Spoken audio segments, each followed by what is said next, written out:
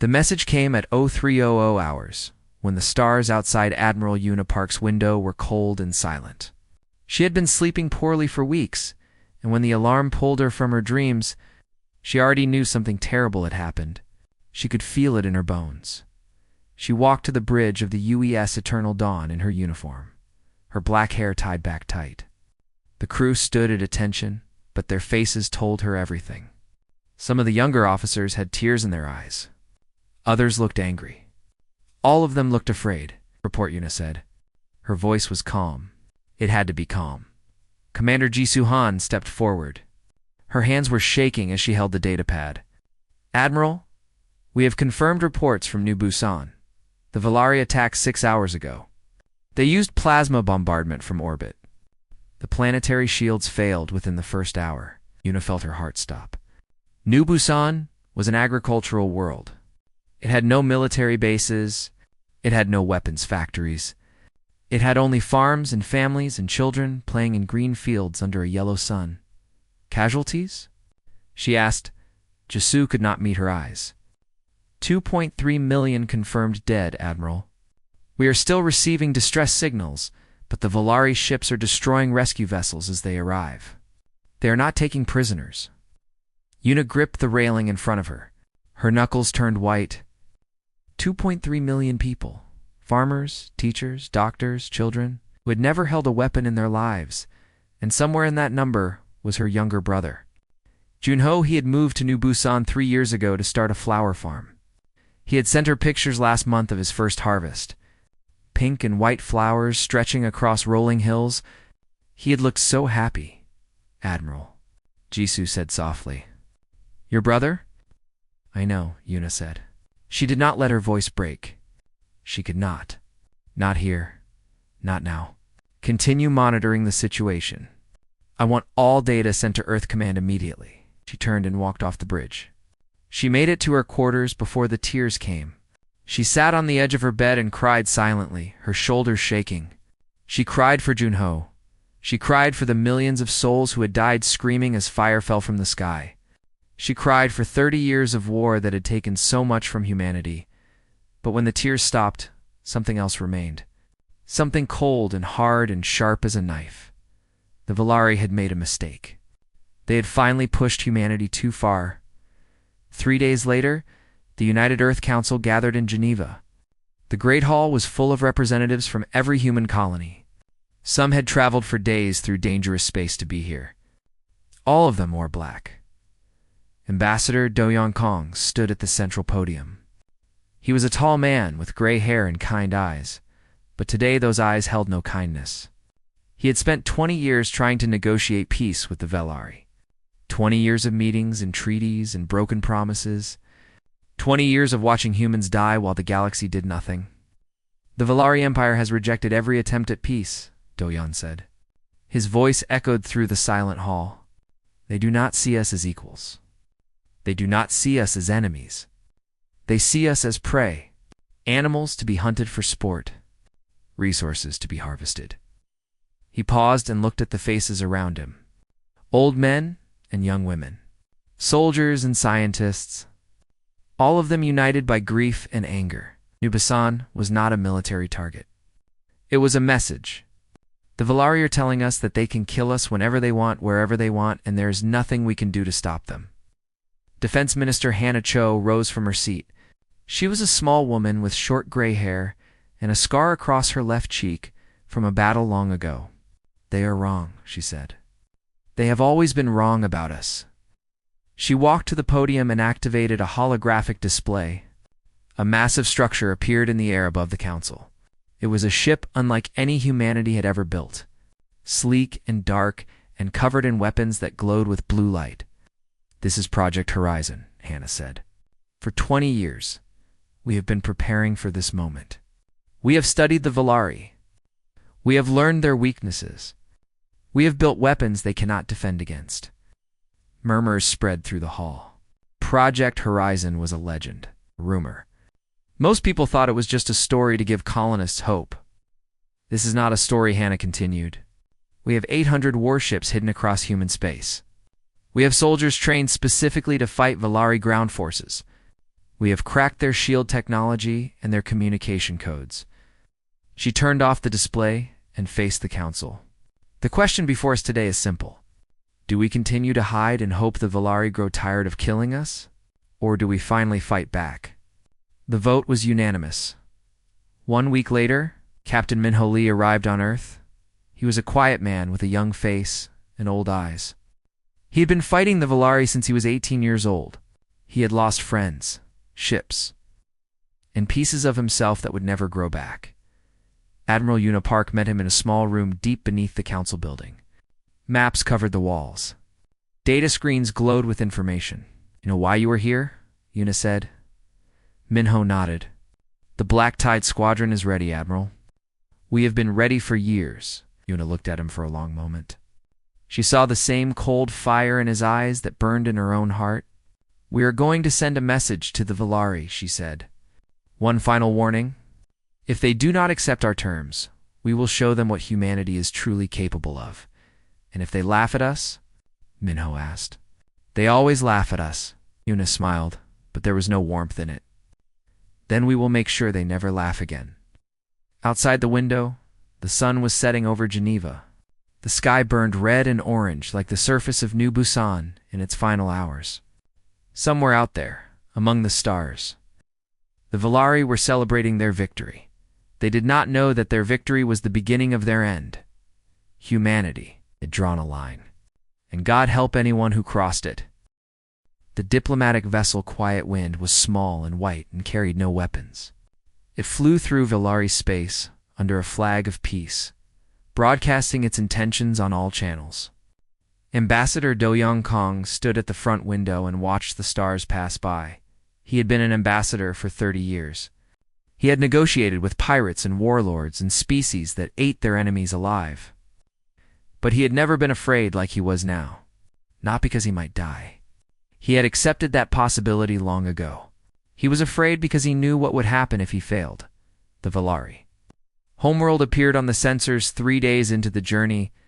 It was a massive planet, gray and cold, surrounded by rings of ice and thousands of defense platforms.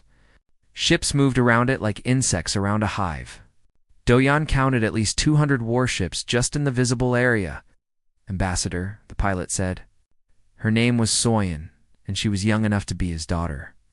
They are ordering us to stop. They have weapons locked on us. Tell them we come in peace, Doyan said. Tell them I carry a message from the United Earth Council. There was a long silence. Then the Valari responded. They would allow the human ship to land, but only the ambassador would be permitted to enter the High Tribunal chamber. Any sign of weapons or treachery would result in immediate execution. Doyan smiled. Acceptable, he said. The landing was rough. The Valari did not care about the comfort of their guests. Armed guards surrounded the ship the moment it touched the ground. They were tall creatures, nearly 3 meters high, with gray skin and 4 arms. Their faces had no expression. Their eyes were black pools that reflected no light. Doyan stepped off the ship and looked at them without fear. He had practiced this moment 1,000 times in his mind. Fear was a luxury he could not afford. They led him through corridors carved from black stone. The walls were covered with images of Valari victories, burning cities, dead worlds, species that no longer existed because the Valari had decided they did not deserve to live. The High Tribunal chamber was enormous. 7 thrones sat on a raised platform, and on each throne sat an ancient Valar. They were the rulers of an empire that had conquered 43 species. They had never known defeat. High Lord Vorath sat in the center throne. He was older than the others, his gray skin wrinkled and spotted, but his eyes were sharp and cruel, human Vorath said. His voice echoed through the chamber. You have come to beg for mercy? Doyan did not bow. He did not kneel. He stood in the center of the chamber and looked directly at the High Lord. I have come to deliver a message from the United Earth Council. The tribunal members exchanged glances. No prey species had ever spoken to them with such confidence.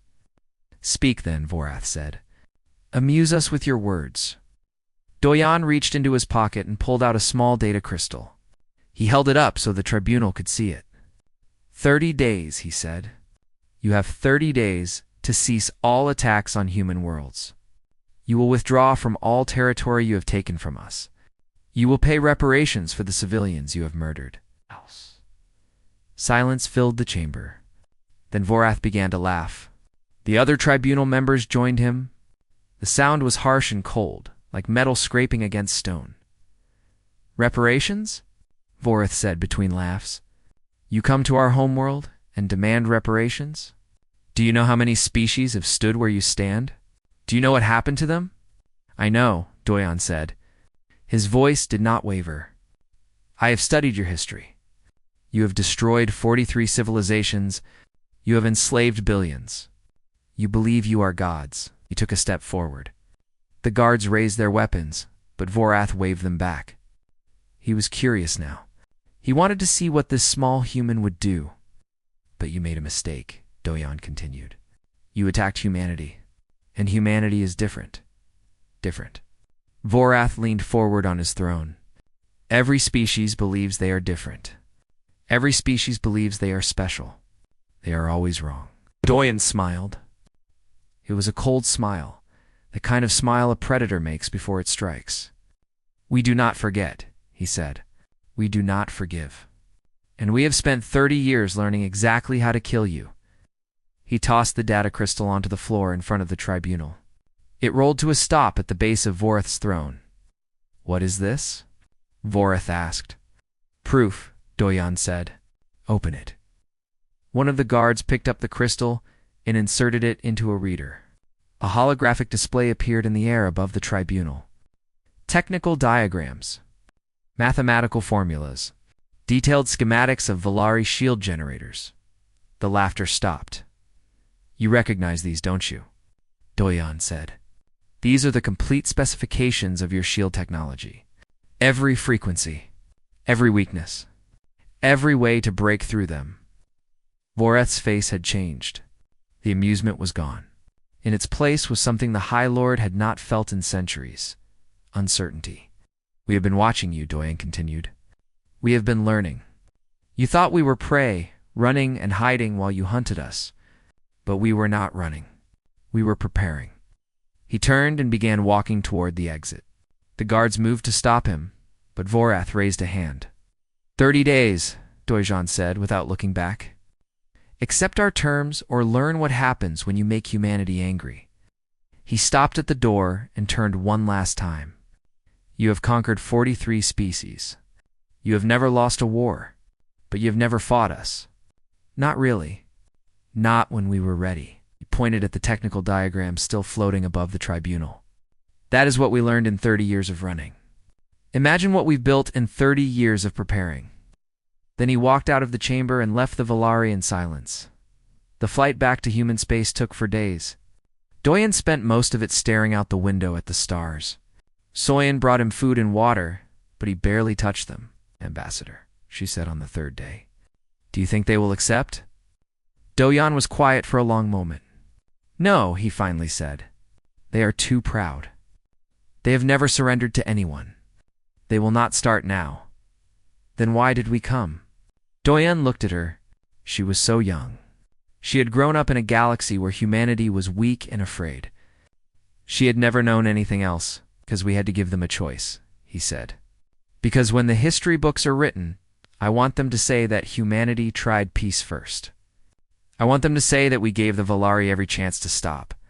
And when they refuse, Doyon turned back to the window. Somewhere out there, Admiral Unipark was gathering her fleet. Captain Minho Lee was preparing his squadron. 800 warships were powering up their engines. When they refuse, Doyon said softly, we will show them why they should have listened. The stars burned cold and bright around them. The countdown had begun. The fleet gathered in the shadow of Jupiter, hidden from Volari sensors by the giant planet's magnetic field. Admiral Unipark stood on the observation deck of the Eternal Dawn and watched the ships arrive. Heavy cruisers from Earth, destroyers from the Mars colonies, carriers from the outer worlds. 800 warships. Each one carrying thousands of men and women who had volunteered to fight. They kept coming, hour after hour, day after day. Some of the ships were old, held together by repairs and prayers, Others were brand new, fresh from the secret shipyards where Project Horizon had been born. But all of them flew the same flag. All of them carried the same hope. Engineer Yunji Beek arrived on the 7th day. She was a small woman with messy hair and glasses that were always crooked. She had not slept in 3 days, and her uniform was covered in grease stains. But her eyes were bright with excitement. "Admiral," she said, rushing onto the bridge, "the new weapons are ready." Yuna turned to face her. "Show me." Yunji pulled up a holographic display. It showed a torpedo, but not like any torpedo Yuna had seen before. It was covered in strange patterns that seemed to shift and change as she watched. "We call it the Ghost Lance," Yunji said. "It uses a frequency that exactly matches the resonance of Villari shields. When it hits, it does not explode. It passes through like the shield is not even there." "How many do we have?" 12,000. "Enough for the first wave," Yunji smiled. "And that is not all. We have also developed a virus for their computer systems. It spreads through their communication network. Once it is inside, it takes control of their defense platforms." Yuna looked at the torpedo on the display. 30 years of research. 30 years of dead colonists and burned worlds. All of it leading to this moment. Good work, she said. "Install them on every ship." On the planet below, General Taiwu Shin trained his soldiers in a massive underground facility. The first expeditionary force was humanity's best. 10,000 soldiers who had survived battles across a dozen worlds. They knew how to fight. They knew how to die. But Taiwu was teaching them something new. He was teaching them how to win. "The Villari are bigger than us," he told them during morning briefing. "They are stronger than us. They have 4 arms and skin that can stop a knife. But they have weaknesses." He pointed to a diagram of a Villari soldier. "Their eyes are sensitive to bright light. Their joints are weak at the knees and elbows. And they are not used to fighting enemies who are not afraid of them." Sergeant Nariam sat in the front row, listening carefully. She was 24 years old, with short black hair and a scar across her right hand from a training accident. She had grown up on New Busan. She had watched her family die. When the fire fell from the sky, she had been visiting a friend on another continent when the attack came. She had seen the mushroom clouds rising on the horizon. She had heard the screams on the radio and then the silence. Now she was here. She had volunteered the day after the attack. She had passed every test, broken every record. The other soldiers looked at her with a mixture of respect and fear. There was something in her eyes that they did not understand. But Taiwu understood.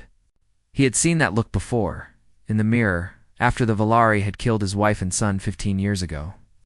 "Sergeant M," he said after the briefing, "walk with me." They walked through the corridors of the facility. Soldiers jogged past them in formation. Weapons were being loaded onto transport ships. "You want revenge?" Taiwu said. It was not a question. Nari did not deny it. "Yes, General. Revenge is dangerous. It makes you careless. It makes you stupid." "I know, General." Taiwu stopped and faced her. "Then why are you here? Why not stay safe on Earth?" Nari looked at him with those cold, burning eyes. "Because someone has to make them pay. Someone has to show them that they cannot kill 2 million people and walk away. If I die doing it, that is fine. But I will take as many of them with me as I can." Taiwu studied her for a long moment. Then he nodded. "Good. I am putting you in charge of 1st Platoon. Do not let me down." In orbit above Earth, Intelligence Officer Woojin Seo sat in a dark room surrounded by screens. He had not left this room in 2 weeks. He ate at his desk. He slept in his chair. His job was to listen to the Villari, and he listened day and night. The Villari were confused. He could hear it in their communications. They had never received a threat from a prey species before. They did not know how to respond. Some of them wanted to ignore the humans. Others wanted to attack immediately, to crush this rebellion before it could grow. But most of them were simply puzzled. How could the humans know about their shield technology? How could such a weak species dare to challenge the Empire? "They are scared," Woojin told Captain Minho Lee during their daily meeting. "They do not admit it, but they are scared." Minho nodded. He was preparing for his own mission. In 3 days, he would take the Black Tide Squadron deep into Volari space. They would plant sensor relays that would let humanity track every enemy ship. When the war began, the Volari would have no secrets. Good, Minho said. Scared enemies make mistakes. The 30 days passed slowly. Each day, Yuna checked the status of the fleet. Each day, Yanji installed more weapons. Each day, Taiwu trained more soldiers. Each day, Wujin listened to the Volari argue among themselves. On the 29th day, a small ship entered human space. It carried no weapons. It flew under a flag of diplomacy. It was carrying a box. Yuna opened the box herself, in a sealed room with armed guards outside. Inside, wrapped in black cloth, were the heads of 12 human diplomats. They had been stationed at a neutral port, protected by galactic law.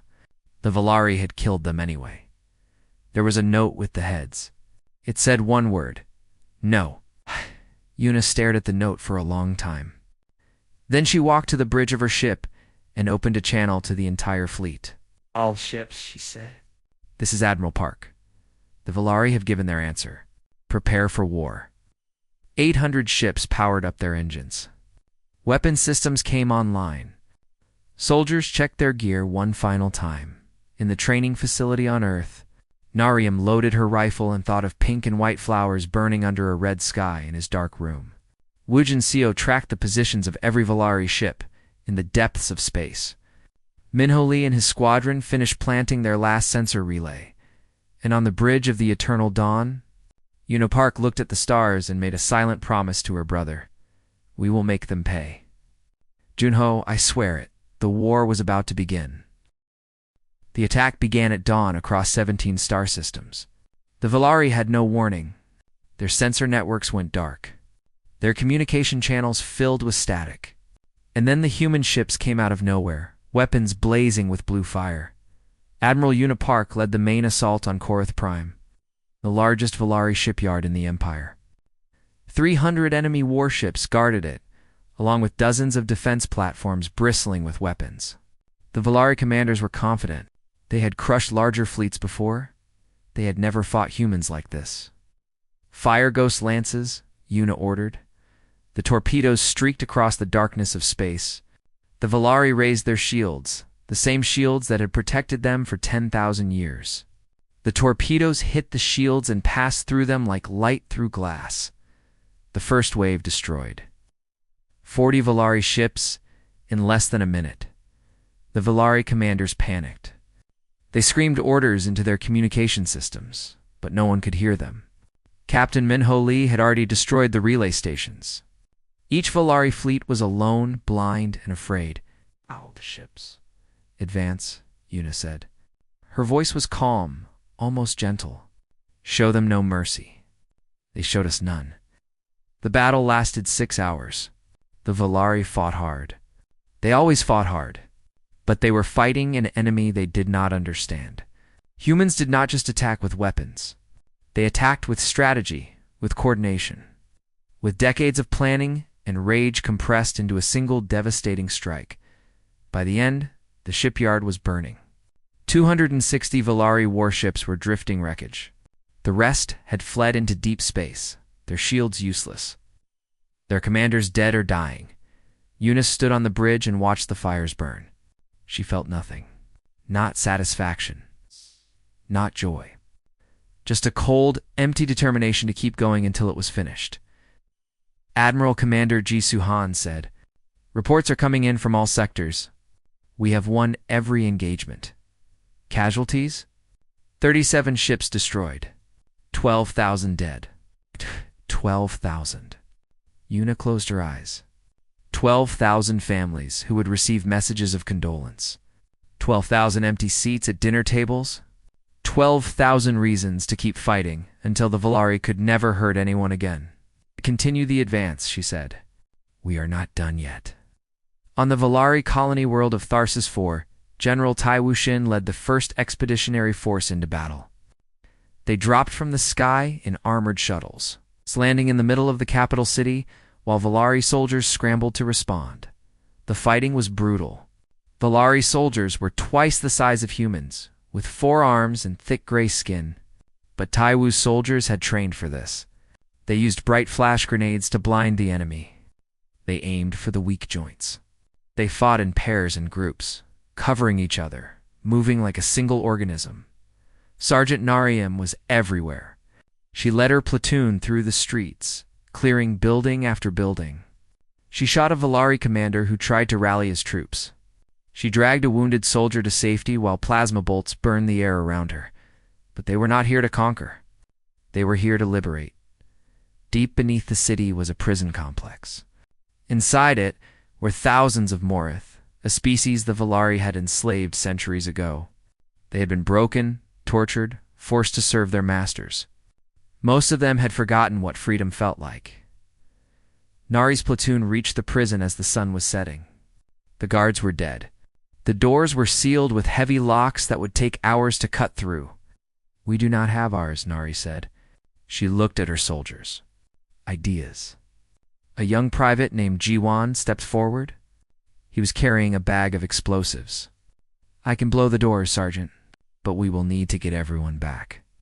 Nari nodded. "Do it." The explosion shook the ground.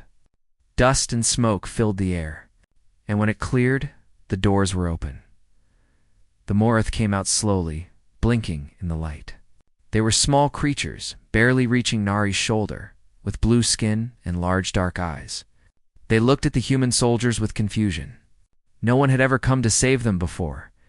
Nari knelt down to meet the eyes of an elderly Morath, who seemed to be their leader. "You are free," she said. "The Valari will never hurt you again." The old Morith stared at her for a long moment.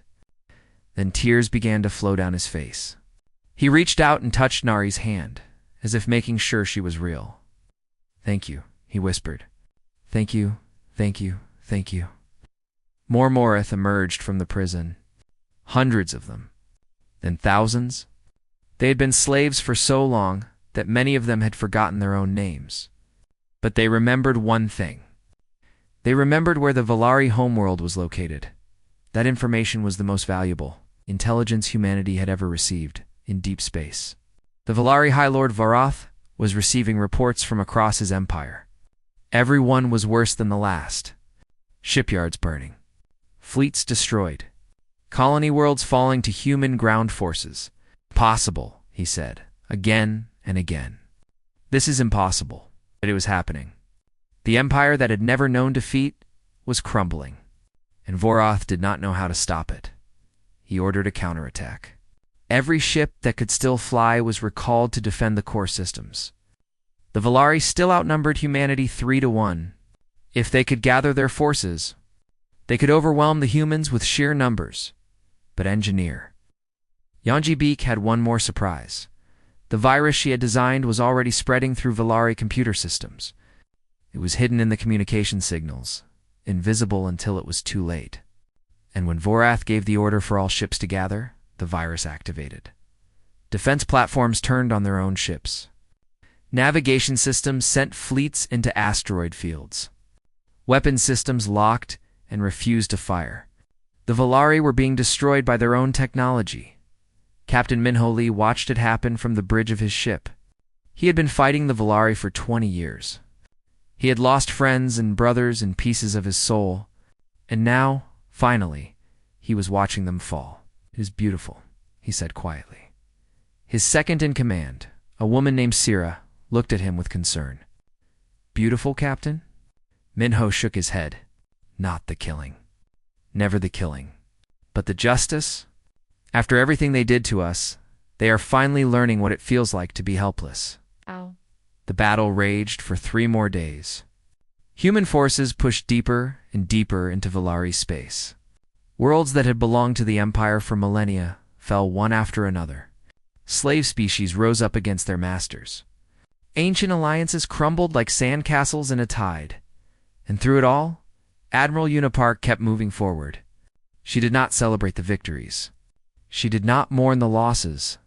She simply kept fighting, kept pushing, kept advancing toward the one target that mattered, the Valari homeworld. On the 4th day, the Morith gave her the coordinates. A planet hidden in a nebula, protected by secrets that had lasted for 10,000 years. 12 billion Valar lived on its surface. The heart of the Empire, Yuna gathered her remaining forces. 500 ships, 200,000 soldiers. Every weapon they had left. This is it, she told her fleet. This is where we end it. The ships powered up their engines and jumped into hyperspace. The final battle was about to begin. The Valari homeworld was beautiful. Yuna had not expected that. She had imagined something dark and terrible, a planet of ash and fire and cruelty. But as the eternal dawn emerged from hyperspace, she saw a world of blue oceans and green continents and white clouds drifting across a gentle sky. 12 billion. People lived down there, families, children, elders who had never held a weapon. They were not soldiers. They were not commanders. They were just people living their lives on a world that had never known invasion. Admiral Commander Jisoo Han said, "The High Tribunal is broadcasting on all channels. They wish to speak with you." Yuna nodded. "Put them through." The face of High Lord Vorath appeared on the main screen. He looked old now, broken.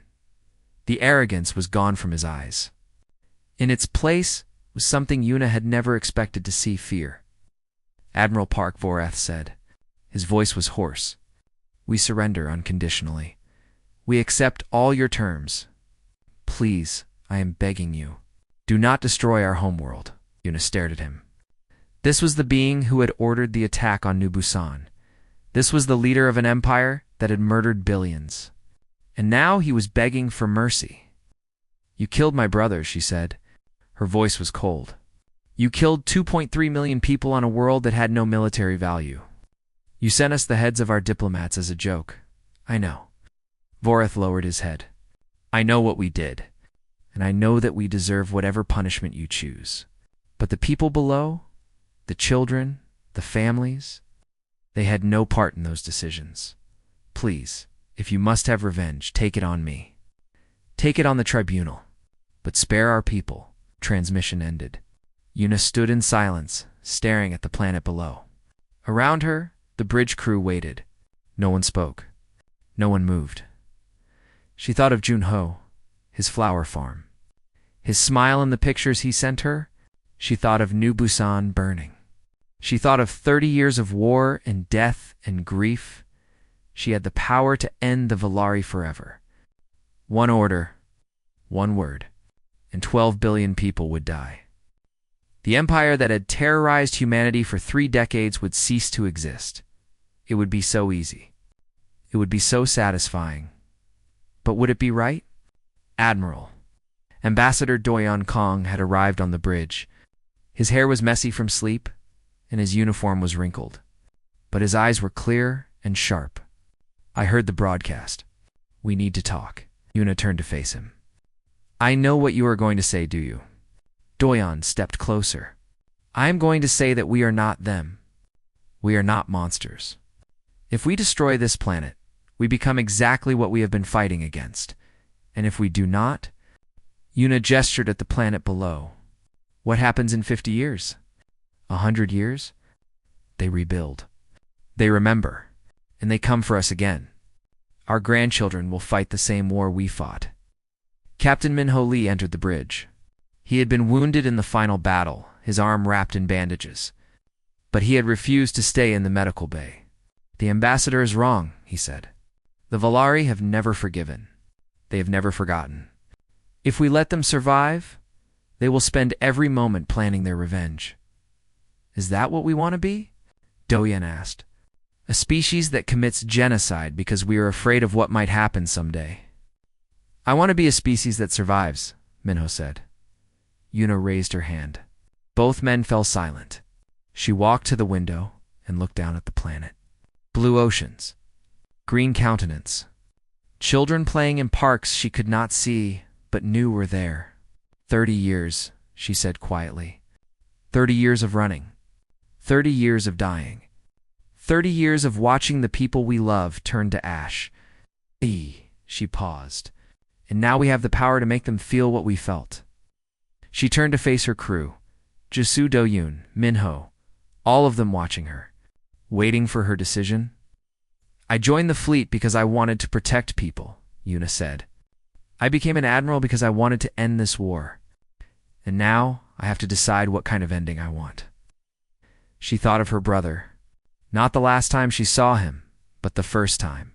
They were children, playing in the garden behind their house. He had found a wounded bird and insisted on nursing it back to health. She had told him it was a waste of time. The bird would probably die anyway, but he had not listened. He had cared for that bird every day for 3 weeks, and one morning he had released it into the sky. She remembered the look on his face as he watched it fly away. Pure joy, pure love. Junho would not have wanted this. He would not have wanted billions to die in his name. Yuna turned back to the window. Open a channel to the planet, she said. Admiral, Jisoo asked. Do it. The channel opened. Yuna's voice echoed across the Valari homeworld, into every home, every building, every corner of a civilization that had thought itself invincible. This is Admiral Yuna Park of the United Earth Fleet. We have come here with the power to destroy your world. We have the weapons. We have the will. And we have every reason to do it. She paused. Below her, 12 billion Valari were listening. But we will not. On the bridge, Minho closed his eyes. Do-yoon let out a breath he had not known he was holding. We will not destroy you because we are not you. We do not murder civilians. We do not burn worlds for pleasure. We do not prove our strength by killing those who cannot fight back. Yuna's voice grew harder. But hear me now, Valari. This is humanity's first and last act of mercy. You will disarm. You will pay for your crimes. You will free every species you have enslaved. And you will never threaten humanity again. She stepped closer to the window, as if she could look every Valari in the eye. If you ever attack us again, there will be no warning. There will be no negotiation. There will be no mercy. We will come back and we will leave nothing behind but ash. Not because we want to, but because you will have given us no choice. She straightened her shoulders. Humanity has drawn a line today. Do not cross it. The transmission ended. The war was over. 3 months later, Narration returned to New Busan. The radiation had been cleaned. The fires had been put out. But the land was still dead. Nothing grew. Nothing lived. Just gray dust where farms and homes and lives had once been. She walked to the place where her family's house had stood. There was nothing left. Not even a foundation. Just a flat patch of ground that looked the same as every other patch of ground. She knelt and opened the bag she had been carrying.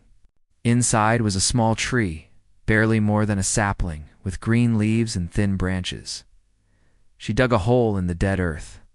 She planted the tree. She watered it with tears that she did not try to stop. I am sorry I could not save you, she whispered to her family. But I will make sure no one else has to feel this pain. I promise. The tree stood alone in the gray wasteland. But it was alive. And where there was life, there was hope. Across the galaxy, former slave species were building new governments. The Morith had named a holiday after the humans who freed them. The Valari were dismantling their weapons under human supervision. And the stars, for the first time in 30 years, were quiet. On the bridge of the eternal dawn, Admiral Yuna Park looked out at the night sky. Somewhere out there, her brother's flower farm had burned. Somewhere out there, millions of people had died. But somewhere out there, a tree was growing in the ashes. We did the right thing, Do-yoon said, standing beside her. Yuna nodded slowly. I hope so. I hope they remember the line we drew. I hope they never make us cross it. She thought of her brother's bird flying free against a blue sky. She thought of pink and white flowers stretching across green hills. Humanity showed mercy today, she said softly. But God help anyone who thinks that mercy is weakness. She turned and walked back to her command chair. There was still work to do. There was always work to do, but for the first time in 30 years, she allowed herself to feel something other than grief. She felt hope.